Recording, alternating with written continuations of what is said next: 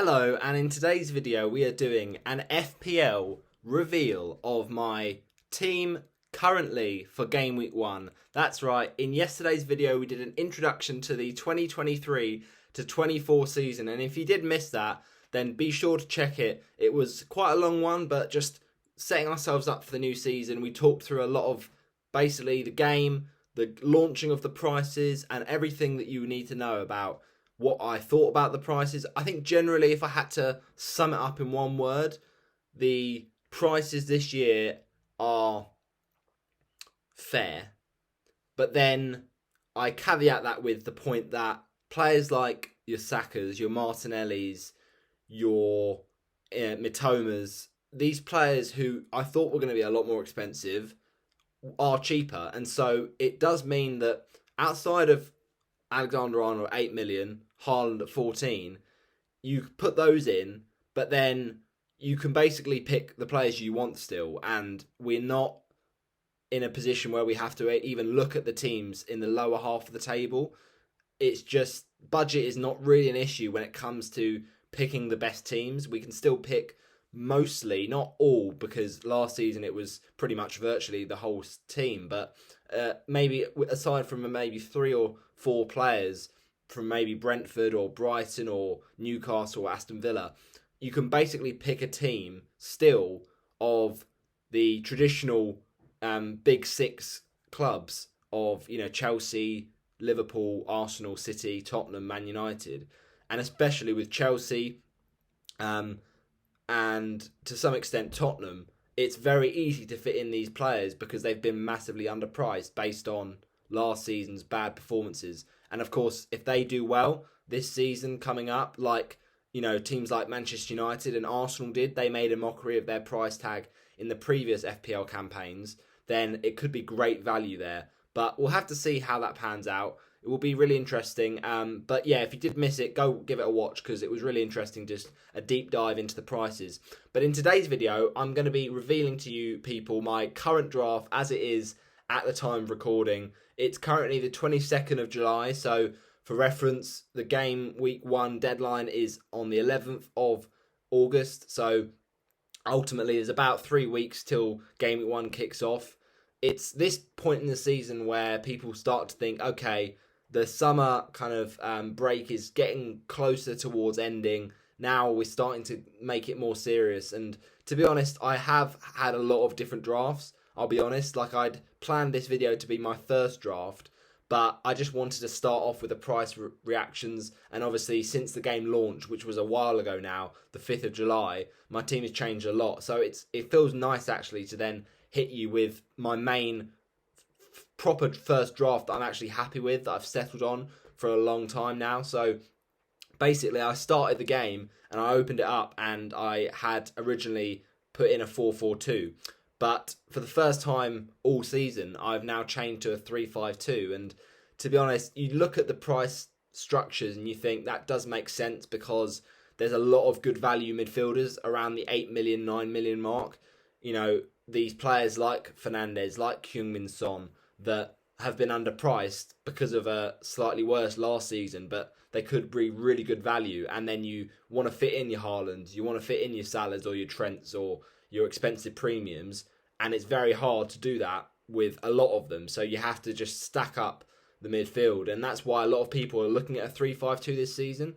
I think when it comes to formations with FPL, there is no right answer all the time because obviously different seasons, different players will be priced in a more favourable position. So they can all work really, but it just depends on that season and where the value is really. This season, as I said, with the midfielders, it looks quite nice, but I won't rule out a 4-4-2 either because it does give you a bit more flexibility with your sub players as well, because you can have like a 5.0 midfielder as your first sub, bit more money on the bench, and then you can have a backup defender also sitting there, and then a backup striker. But it's quite nice to have that 5.0 like midfielder just in case one of your midfielders gets injured, because if you start with a 5 and then you have a lot of players who get injured, you're not going to have any more midfielders, so you're relying then on your defenders, and if you've got cheap defenders they might not get as many points. That's one thing to consider with the 4-4-2, but it's just interesting. We're going to talk about my team as the 3-5-2 that it currently is, and whether or not that looks like staying the same, but we'll get to that. But yeah, hope you do enjoy this video, seeing my current draft for my FPL team 23-24, sorry. And I will reveal my team name as well. That'll be interesting. It's always fun to see those. If you hadn't already noticed as well, I did put out a tweet a few weeks ago. Basically, if you're struggling to make a team name, then do reference this tweet. So if you just go to my Twitter account, and then there's this thing in Twitter where you can search for a certain term. So click on my profile, and then in the top right corner, you'll see that little magnifying glass, and just literally go to that and search for team name. And then a tweet will come up about struggling to think of a good team name. And I've basically got everyone you could ever ask for in the FPL game. And if their name fits with a good team name, then they'll be there. So some good examples, you've got like Papa Johnston, like Papa John's Pizza. You've got, Gross Misconduct, Pascal Gross. You've got Kinder and Wormo, like Kinder Bueno, for instance. And, Fabio Silver Lining. Don't know whether he'll stay at Wolves, but you know what I mean. Those kind of fun team names. And if you're struggling, then go there. But we will reveal my team right now. So we're going to go very systematically and go through this and talk about each player as a separate part of the video. So just smash a like on it and do share it with anyone you know who's interested in FPL. So let's get into it then, shall we? My FPL draft as it stands, obviously things can change, injuries, pre-season, there's a bit more few fixtures to go in that. And obviously, so many rotation decisions, transfers can still happen. It's the window still open. And before we do show you my Fantasy Premier League team, I'd just like to point your attention really to a little something I've worked on this season. And it's this. Basically, what I've done this season, I saw a tweet that was a really interesting one about tweeting of FPL community members and people in the community, and to see what their pictures would be on this app. The app is called, let me just find it. It is called AI Art. So if you search for AI Art, you should be able to find it. But basically, I was interested to see like what people's AI images were. So for instance, if your FPL handle / name is, I don't know, Let's Talk FPL, then you might have a group of people who are talking, for instance. Or if your handle was FPL Raptor, then you'd have a picture of a Velociraptor in a suit or something, something like that. And I was intrigued to see an interesting photo for my one, which is of course FPL Yellow Army. So I found a picture of an army and I put it in yellow. And I've got to say, it is so clean. I absolutely love it. So that's going to be my kind of picture. And it's now adapted my FPL YouTube profile picture for the new season. So previously it was the Watford 18-19 shirt with FPL Yellow Army below, which was really kindly made by FPL Phillips last season. But now this is kind of featured into my my YouTube profile picture, and my Twitter profile picture is still that FPL Phillips picture from the Watford kit, so that will stay the same. But just I thought I'd show you that just because it's really interesting, that app, and you can do stuff based on what your FPL handle is. Maybe you don't have one, that's fine, but just interesting app to look at. But let's move on to my FPL draft for Game Week 1 as it stands. So we're just going to minimise my camera so that we can fit this screen in. So just bear with me, people, as I do that.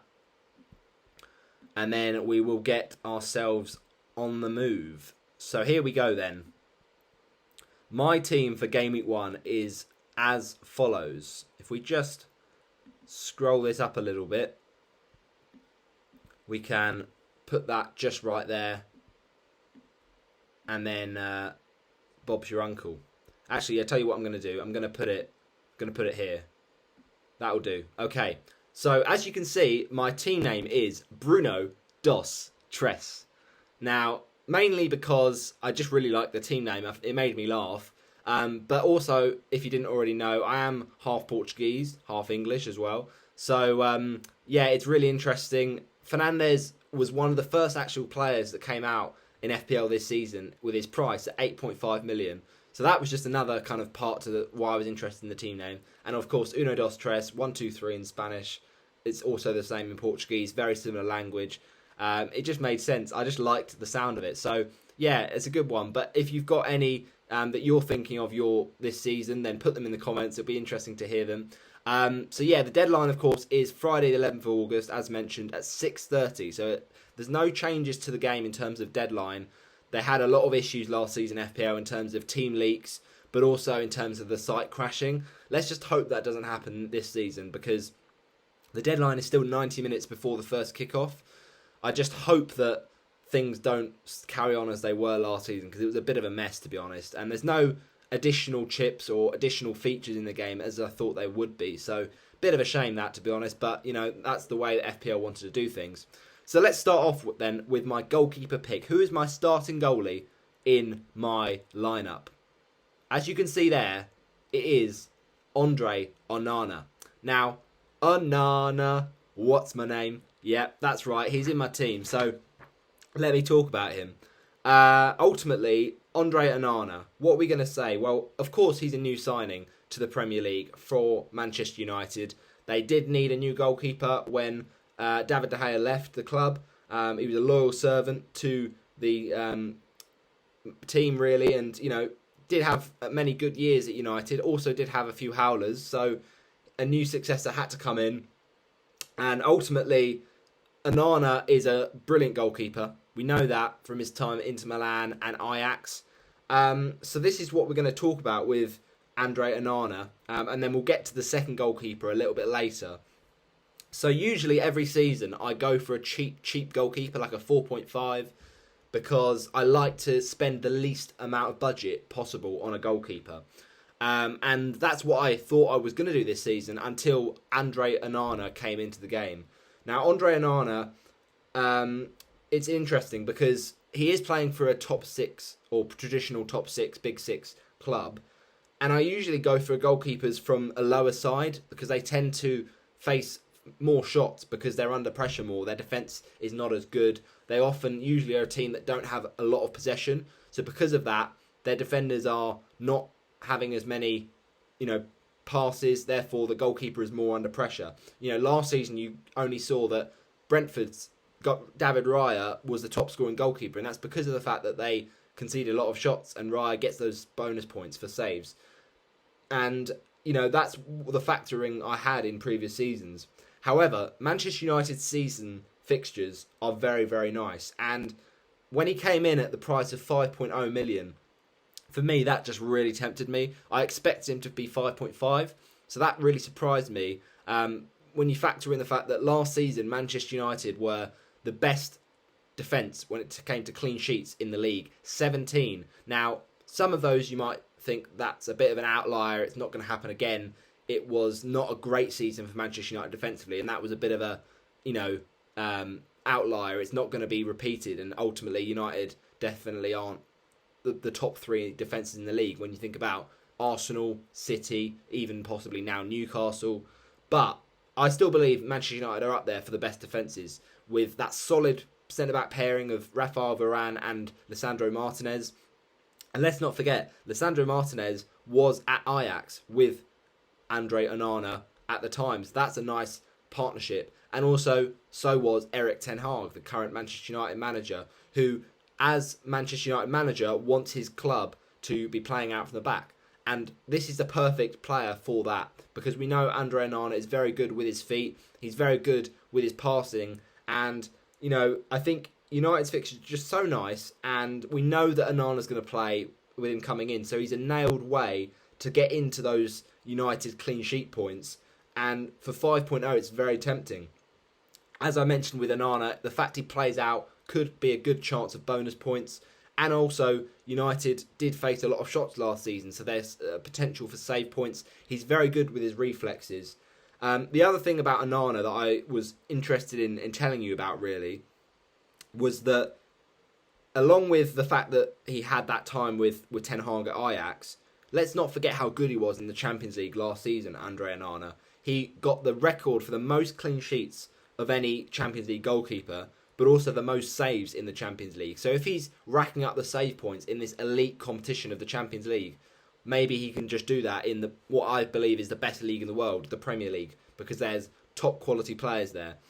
Now, as a ball-playing goalkeeper, he does have those passes into the opponent's half, and he's got a very good save percentage as well. It was better than David De Gea's last season at 73.5%, so that's encouraging for those save points. And if he's going to be that ball-playing player who, wants to play out from the back, launching those quick counter-attacks, then maybe, just maybe, we could even get a few assists along the way, just like Ederson has in the past with his distribution. Now, of course, this is a risky pick because he's new to the league, but I think he's going to adapt well because of his quality. And yes, it is risky because he could make some mistakes with this style of play.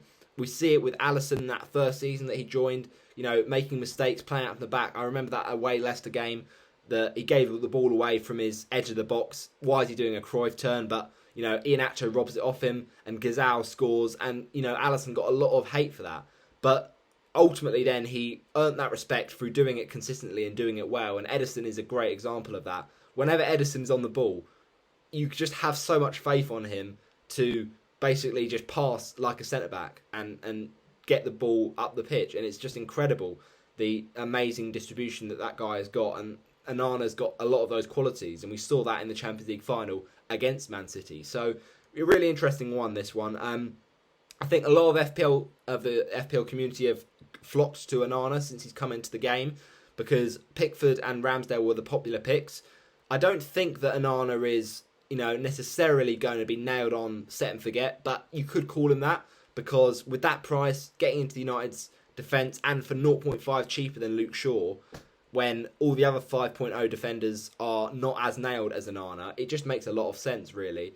But I will say 4.5s are not a bad way to go. They're spending a bit less money, and also they're probably more likely to get more save points if they're a lesser side. But then you look at someone like Brentford and Flecken.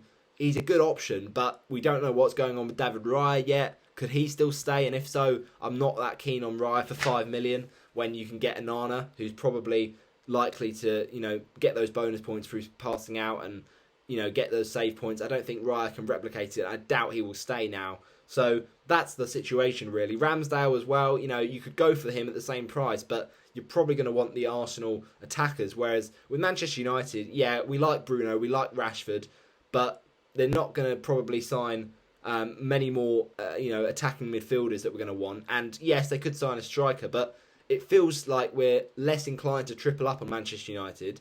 And therefore, with Onana and Shaw and Rashford and Fernandes being the only real options, it gives you that chance to go for Onana and not be hindering your other United picks. So I really like Onana for that reason. And 17 clean sheets for Man United last season. Yeah, okay, that was brilliant. Let's see if they can get close to that. But hopefully there won't be too many mistakes from Onana. He was also in a team, now he's joining a team that was mid-table actually for shots conceded outside the box, just 161 last year. So United's defence is going to be much better for that reason, you'd hope. And, Wolves and Forest as well, in those terms of those fixtures for Onana, they were the lowest scoring away sides last season, Wolves and Forest. And let's go on to Onana's fixtures because they are looking very, very tasty indeed. It's got to be said. As I say, those fixtures, he's got Wolves game week 1, Tottenham game week 2. Okay, not as easy, but like I said, save points is a possibility. And if I just show you these fixtures, Nottingham Forest game week 3, that's very nice. Forest really struggled away from home. Then Arsenal, okay, again, not ideal, but like I said, save points. And then Brighton, yeah, all right, defensively, they are going to be, harder to play against because Brighton have got some good attackers. But as I said previously in other seasons, Brighton do waste chances, and that's going to be some more chances for saves from some high XG chances. So that's a chance. And then Burnley's a nice fixture. Palace was really nice. So there's really a nice run of fixtures for a long time for Manchester United. So I talked yesterday about how there could be a shout for a later wildcard this season, as FPL Guns Ali did last year, and it really worked for him as the FPL champion. And so with these fixtures that set you up for a long time, there could be an argument for that because they don't really go on a really bad run. They have Man City, but that's the odd, tough game. You're always going to get that as a goalkeeper, but it's not worth switching them. But they don't really go on a really sticky run until around game week 14, 15, and you could even hold him for that. But then later on, pretty much all season, he doesn't go on a really tough run around game week 31, 32, and obviously things will be very different by then. So he's a bit of a set forget in terms of fixtures. Very, very nice. And ultimately, that could be a good option. So that's the goalkeeper that I currently have gone with. In my team, it is Andre Onana. Right, let's get to the next bit of the video then. And it's the defence. So in defence, we've got Pervis Estupiñán. Let's talk about him next. Now, Estupiñán for me was just an absolute gem last season. Probably the best shout for the Lundstrom or the, Dallas of last season, really, because he came in the game at 4.5 after signing from Villarreal. And, I have a bit of favouritism towards him because ex-Watford player, but he was just so attacking and he was pretty nailed, to be honest. We thought in times of the double game weeks that he might get rested. There was that game for Ecuador that he had to play in Australia, and we thought, he's going to struggle because he's got to play, get back on the plane and might have a bit of jet lag and get rested for that. But no, he played those games for Brighton very consistently. Now, I've got a caveat that it's going to be harder this year because they've got Europa League football. So there's going to be a chance of that rotation. But to be honest, Brighton don't have many defenders in their armoury. So it's a bit of a worry for their clean sheet prospects because they've got those lack of defenders. And Colwill probably won't be one of them if he stays at Chelsea. But also, it's less options. So there's possibly more chance of Estupiñán playing. But also, they've got to think about Europa League and they're going to need some options. So if they buy a few defenders, that could mean Estupiñán could get saved for some of the more important Europa League games. Because you can't imagine Brighton would rest their main players for the Europa League because they want to go for it. But it might just be at the cost of their league form. So I think Estupiñán is still going to be a fantastic option with how attacking he is. And when I saw that price of 5.0, I was like, get in my team with his great early fixtures. Now, they do turn it around game week 6 or 7. But ultimately, those first 3 for sure are worth owning in my opinion. With how attacking he is and in that system, he just looks really, really nice. So yeah, Luton up first, a really good fixture. I talked about Onana's, clean sheet potential, a Wolves fixture, a Wolves team that doesn't score a lot of goals. That could be really nice, and they've got a few financial problems, Wolves, at the moment. Jimenez looking like he might leave. They just haven't had a striker that scored a lot of goals for a long time. So yeah, it's looking really good. And Luton at home for Brighton, Luton are new to the league. They might really do terribly. They might do okay. We just do not know. And ultimately, Brighton defensively were still quite good at points last season. Not all season, but Estupiñán, very, very tempting for me. Ultimately, though, Gabriel is next. And Gabriel is an interesting one because he actually was in my team last season for a lot of the second half. Especially, when you looked at my team post-World Cup. But he did kind of let me down in periods, and it was a real shame that was the case because when I owned him, he just didn't get the goals that I wanted him to. He's got that set-piece threat, but I'm for sure that coming into the new season, he'll be a fantastic player to own because, I think that Gabriel is just brilliant.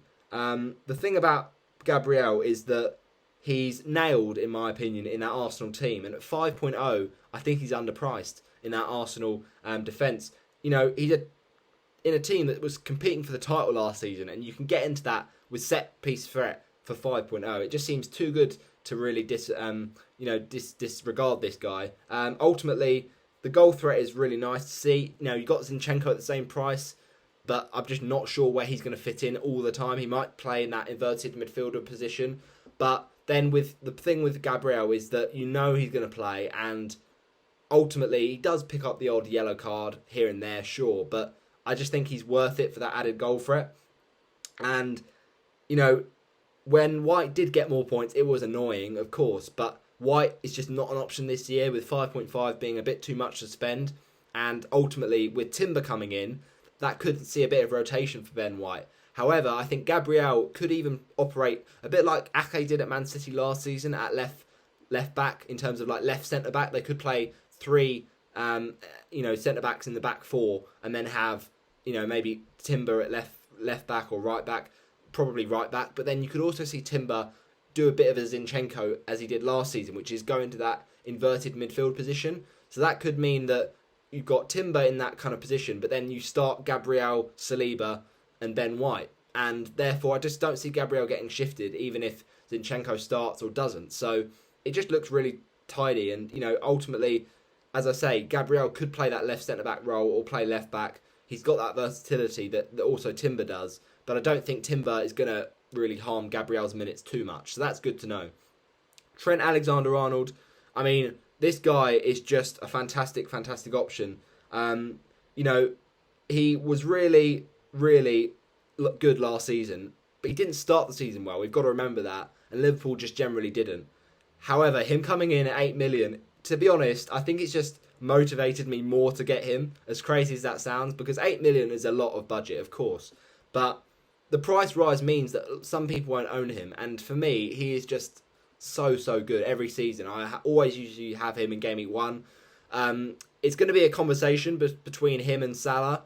And I think with Salah, the value of him is slightly lessened by the fact we've now got Erling Haaland, who is just a perma-captain, really, with how good he is from that first season, and he's just worth the price of 14 million. So therefore, for 12.5, as well as the fact that is a price drop for Salah, you're not going to be captaining him every week. And, Liverpool have got other options now. They've got Darwin Núñez, they've got Gakpo, they've got Jota, they've just signed Szoboszlai, and they've got McAllister. So I don't think that Salah's going to be a peripheral figure, but he's not going to be as central as he was in previous seasons when Mane and Firmino were always supplying the points for him.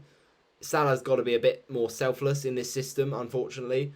And Salah's fantastic, right? He had a slightly worse season than he's used to, but his standards are still so high. He had a fantastic campaign last year, and yet people were saying, he's really declined.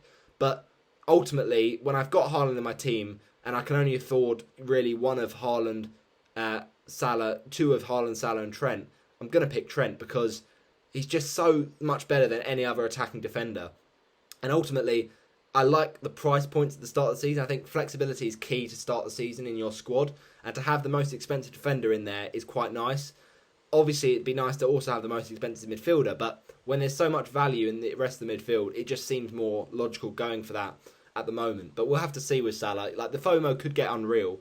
But in terms of Trent and what I'm kind of feeling with Trent, obviously, playing that inverted midfield position, he's playing really as a fullback and a defender when he's without the ball and when Liverpool don't have the ball, he doesn't have it. But in possession with Liverpool, he's playing that central midfield role in that inverted midfield position, and that just really increases his FPL appetite for FPL managers, his FPL potential. And he just ended the season in really good form after that change in tactics, which really does kind of lessen the appeal of Robertson. Even though he's 6.5, I think Robertson in that system is just not as attacking. He's just staying further back to try and help out the defence, and Trent is given that licence to go forward. And I think with the signing of Dominic Szoboszlai, maybe he'll be that creative hub. But I think ultimately with McAllister in there, he might play a bit deeper and support Trent in that midfield. And therefore that Konate might stay back, Robertson might stay back, so they'll accommodate Trent. I just don't think that Trent is going to move back to the position he used to be in. But maybe we'll have to monitor that throughout the season and see if Liverpool change. But I think in that 4-3-3 where Trent has done so well in that position, and he's done that for England as well, it just makes a lot of sense. And hence, it makes sense to own him in FPL. And, I think Liverpool defensively weren't good last season, but hopefully they can get better in terms of clean sheets. And if the value isn't there in terms of Trent's attacking threat, then, as I said with Konate, he's a 3 million drop. So that's a lot of money to think about if Trent isn't showing value. But for this point in time, I think he is going to. Then we move on to the midfield. And this is where it gets quite interesting, because we've gone for that 5 in midfield. And it's pretty stacked. So we'll start off with Phil Foden on the left there. Now, Phil Foden, for me, is a big question mark. I do have him at the moment, but we just know Pep Roulette is always brutal. However, there's less chance, I think, of it being brutal at the start of the season because there isn't that Champions League, doesn't kick in until game week 5 or 6.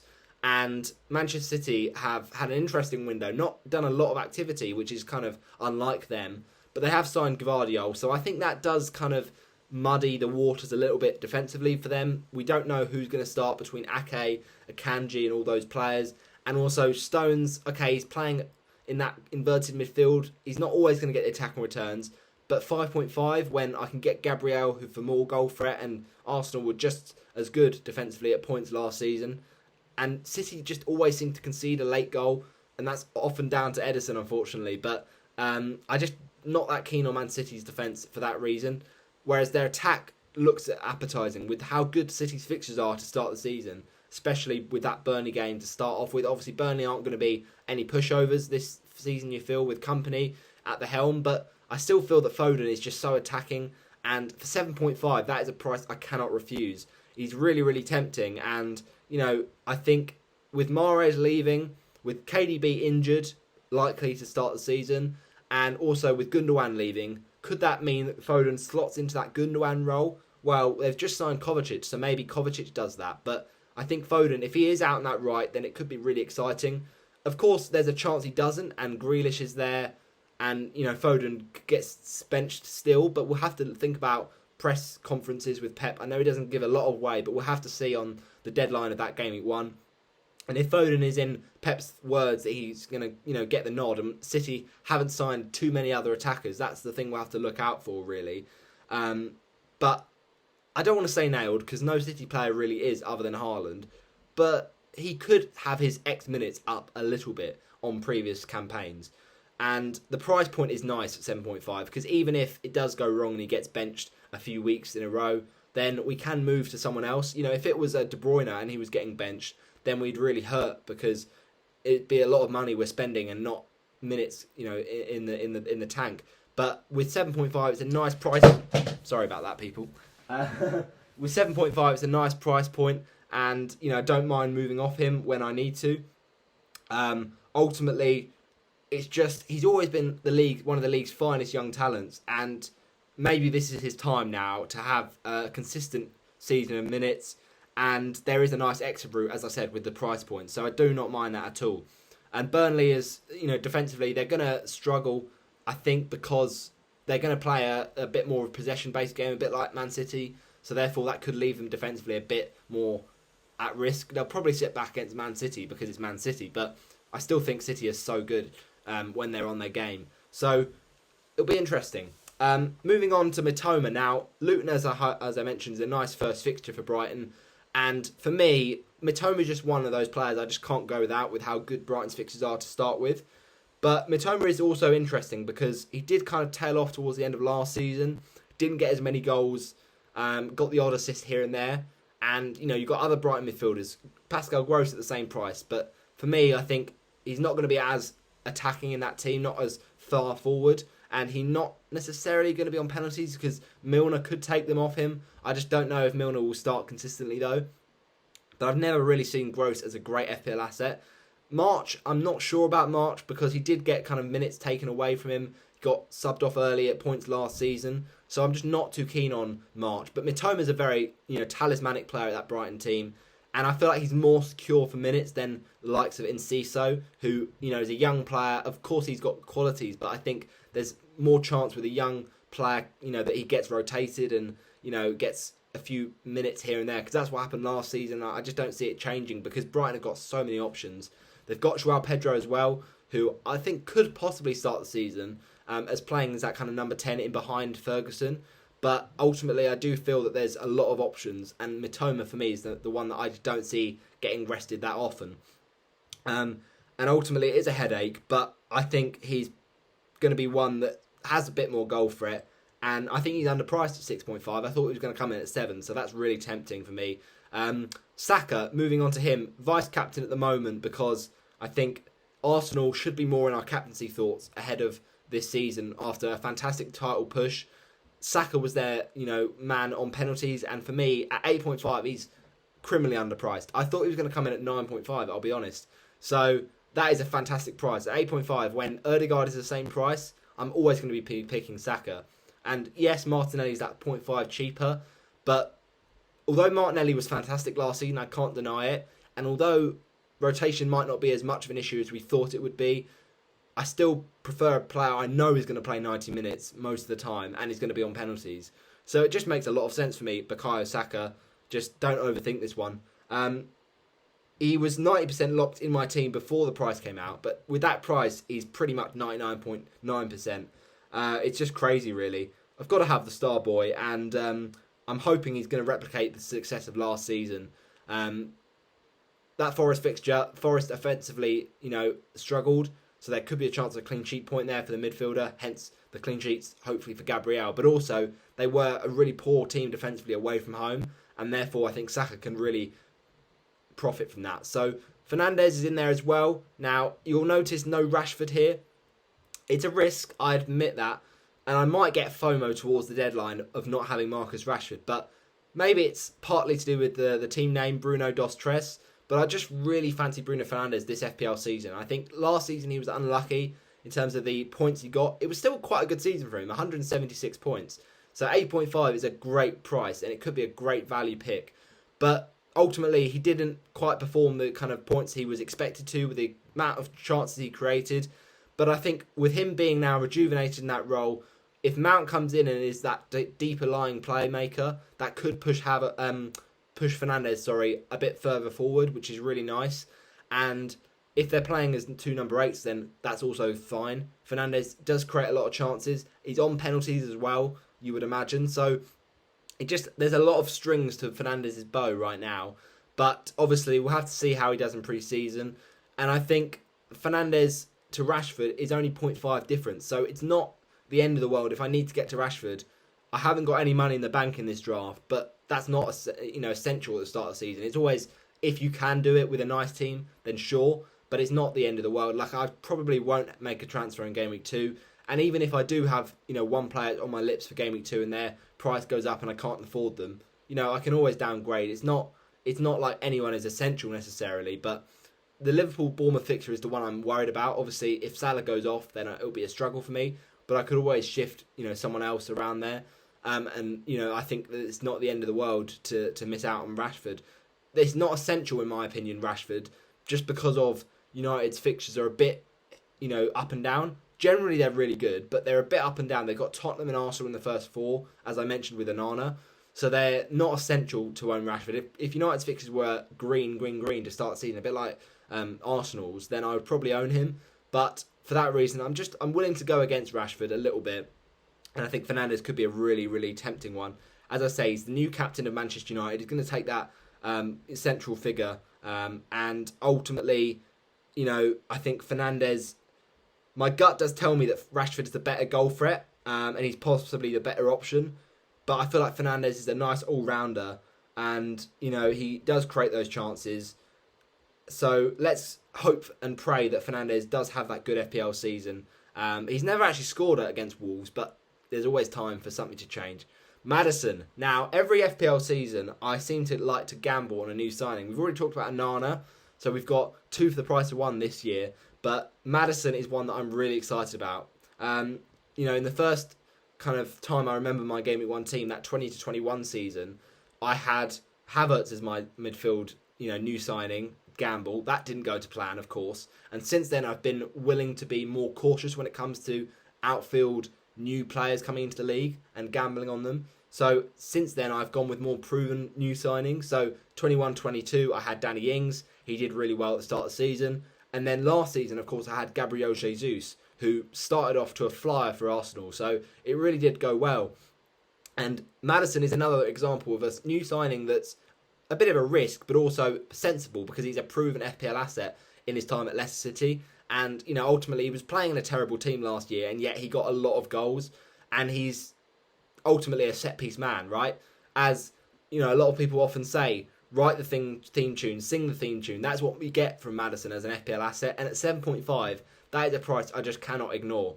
Because ultimately, a bit with like Fernandes, it's a bit of a price, drop. I didn't expect that for Maddison. I thought he'd be coming at 8 million, maybe even 8.5 after a fairly good season. But no, really, really nice price to come in at. And ultimately, I think with Maddison, it is one that I really like to go back to. He did hurt me last season with Leicester. That kind of period around game week 29 or so, game week 30, 31. So that was already a bit painful. And in the game week 26 wildcard, he came in and blocked my points from McAllister on the bench, and that was painful. But look, that was then, this is now. That was when he was in a relegation threatened team, and he was creating loads of chances ultimately, but none of his teammates were finishing them. But with Harry Kane, if he stays at Tottenham, that will be really good for Maddison's prospects. But even if he leaves Kane, he's still got Son to convert his chances. He's still got Kulusevski to create chances. And Maddison's, also a good set-piece taker. Could he take pens if Kane leaves? That would be really exciting. Could be Son, but I just think ultimately Maddison's just such an all-rounder that he's a really exciting FPL asset. Spurs' fixtures are a little bit mixed. They've got Manchester United and Arsenal quite early on, but I just think Maddison's the sort of player, he's kind of fixture-proof, and he doesn't need great fixtures to do well, as we saw last season with Leicester. So, yeah, it really is an exciting one for me, Maddison. And, we'll have to see how he does in that new team. But, let's just hope that he does do well and really is that new signing, that impact player for me at 7.5. Then the front line is pretty predictable, but it is Erling Haaland and Gabriel Jesus. Now, these two are pretty template to start the season.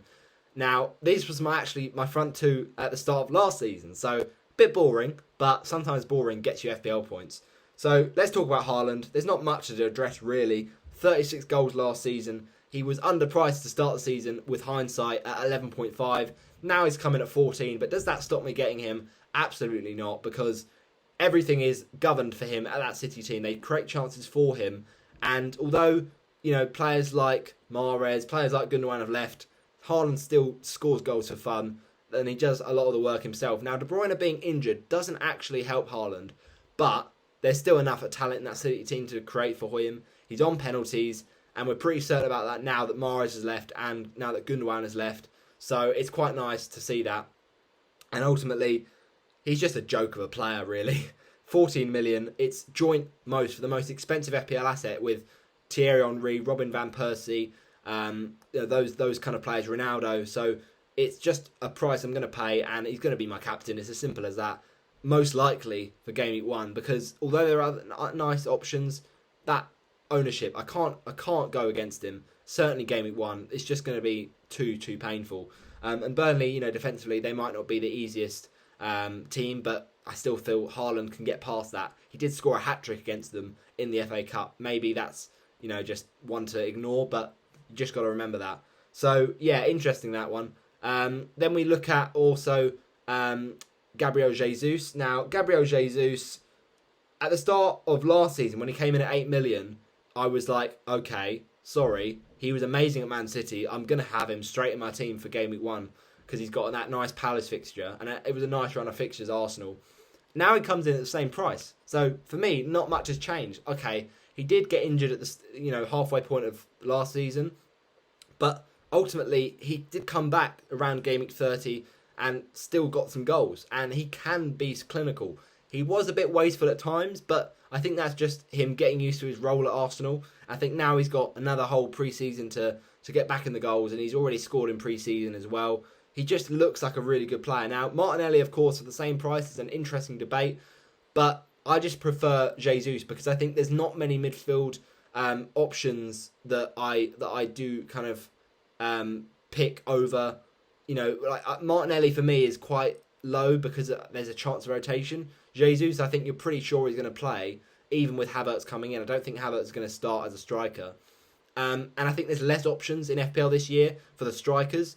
And Jesus is one that I think I really like because of the premium, the kind of half premium quality to him and the price point. Because you can just go down from anyone if Jesus doesn't return. Because pretty much the jump from Jesus to a premium striker like Harry Kane is so big that you can just have that flexibility.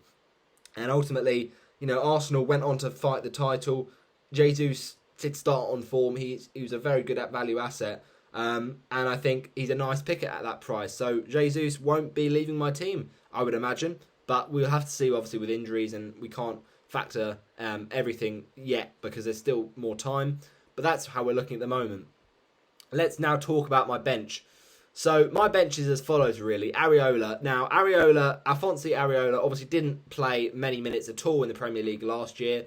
and you understand why, because he was really given that minutes for the Europa Conference League, and he could start as first choice. So that's one to watch, because he did play today, but it was admittedly a second string team for West Ham. So don't get overexcited. Ultimately, don't overthink the 4 million goalkeepers either, because if they start all the time and they get points on your bench, you will regret it, like we saw with Ward last season. But he also is nice to come in if your number one goalie is injured.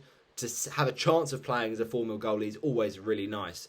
So let's see if he gets those kind of minutes over Fabianski, because he might do. He was a regular in Europe and he helped them win that Conference League. So it's always been one that we've been seeing if there might be a chance that Areola comes in as number one. Also, regarding Salah and the FOMO that people are going to have about the Bournemouth fixture, well, let's just remind everyone, he's never scored in game week 2. And also, last season, 2 games against Bournemouth, 9-0, did nothing. The other game, missed a penalty. So, just saying. But yeah, Jesus looks a very exciting one. And Areola, I think, it just makes sense for it. There's not much to pick from for the 4.0 goalkeepers, really. So, it's just, it's logical. Then moving on to the rest of our bench now. It is a weak bench, I will acknowledge that. But I don't really mind, to be honest, because at the start of a season, the chances of you having to rely on your bench goal players is quite slim. Now, I know I've got Foden in there, and there's a chance he gets rotated, but even then, I think Baldock probably will play for Sheffield United, and he's got some nice fixtures. Palace at home is not a bad fixture at all to start the season. And with Baldock, there's a chance that he's not nailed, of course, because there's Bogle there, who could play on that right-hand side of the kind of wing-back system for Sheffield United. But in 38 possible games, he was fit last season, he started in 33 of them. So I feel that he'll play the majority of games, and I won't be starting him every week anyway, so it's not that essential that he has to be nailed on 100%. And I think he just has more attacking threat than some of the other 4.0s, as you saw when he played as a fullback in that 1920 season. Now, obviously, the Premier League's adapted and moved on a lot since then, but I still feel he's a good enough name. He's got that Premier League experience. He's a nice 4.0 option. And talking of 4.0 options, a future video, I'll be talking about my favourite options for that next Lundstrom or Dallas. So watch out for that one. Now, moving on from Baldock, we're going to talk about Bell. Now, Amari Bell is a Luton player, I know, and I'm a Watford fan, and I don't like to do it, I'll be honest. But in order to do well at FPL, you have to take all your biases aside and just pick what you think are the best assets to win you points. Now, Amari Bell obviously is a 4.0 that we're not going to think about really that much. And let's not forget that Luton and Burnley will blank in game week 2.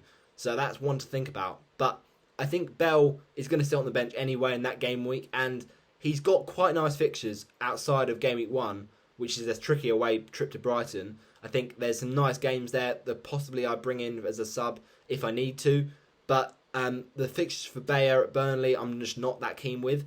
But Bell has got very good minutes, in terms of he played a lot of the games last season, 46 of the 49 that they played, and he actually got more minutes for Luton than any other outfield player. Don't forget as well, there's Mads Anderson for the same price they just signed, but I think Bell is probably the most nailed. And he did actually score, to be fair, for Jamaica at the Gold Cup, but I just think that's a big anomaly. He doesn't often score goals, but what we could get with Bell, if he does get those minutes, is some bonus points, maybe some clean sheets if Luton adjust well. We'll have to see, but I think he could be a good option. Maybe not as good as Baldock at that 4.0 price, but still a very good one nonetheless. So that's why I think these nice 4.0 options, that's why I've got 2 in there. It's a bit of a gamble, but I think it's going to be probably worth it if they're likely to play minutes. So yeah, reluctant, but it is just one of those things. As well with Bell, he is the most owned in terms of the 4.0 defenders, so I might have to just stomach any drops he gets in price if he doesn't keep those clean sheets and get points, because he will lose value if people sell him. But he does have those nice fixtures and nice home games around game week 4, 6, which could help us up until that first wild card.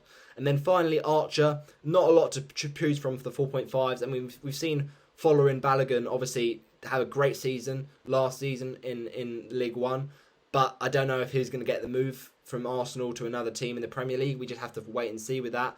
But ultimately, Archer for me is my favourite one, because with Villa, their forward options are quite limited. They haven't signed anyone massively going to threaten Watkins' minutes. Like, Watkins is the main man. Then they have got Duran, but I don't know. He's not really adjusted to the Premier League yet. And then Archer is the next one. And Archer has played minutes before, so it's not out of the question. And he was really good last season for Middlesbrough, so I think it makes a lot of sense. And another 4.5 that you could talk about is Mubama for West Ham. He has played a bit in pre-season and actually scored some goals, but we'll have to wait and see. Obviously, didn't always play last season for West Ham, and let's see if Antonio does leave. There's talks of him possibly going to Saudi, so we'll have to wait and see on that one. But that's what I'm thinking, really. This will be third on the bench most weeks, so it's not essential. We have to pick the right one. And also, a lot of people have got in their team Sam Surridge. He's been selected a lot. I wouldn't have him because he's going to lose value when people realise that he's going to leave Nottingham Forest. So yeah, that's my Game Week 1 team. I hope you have enjoyed this video. This is my current draft. As I say, nothing in the bank. But I'm pretty happy with it, to be honest. I think there's a lot of strength to it. I'm pretty happy with most of the spots. I mean, obviously the one conceding thing is no Rashford here. And maybe the fact that I've got two 4.0 defenders is a bit of a risk. But to be honest, I think it's worth it with the strength I've got of my whole squad, and especially my starting 11. I feel like I've maximised a lot of those positions, and I've got a very strong team all in all. So I'm very happy with this. Get your thoughts in the comments. What you do think of my Game Week 1 draft. And I'll see you in a much shorter video from now on. We'll go back to around the 15-minute videos, but I just thought I'd give an insight and in-depth analysis of that current Game Week 1 team. I'll see you next time. Don't forget as well to join the mini league. I did mention at the end of the last video, but I'll just reiterate it once again. Do feel free to join the mini league this season. The code that you can join is L133SG. I'll see you next time. Bye-bye.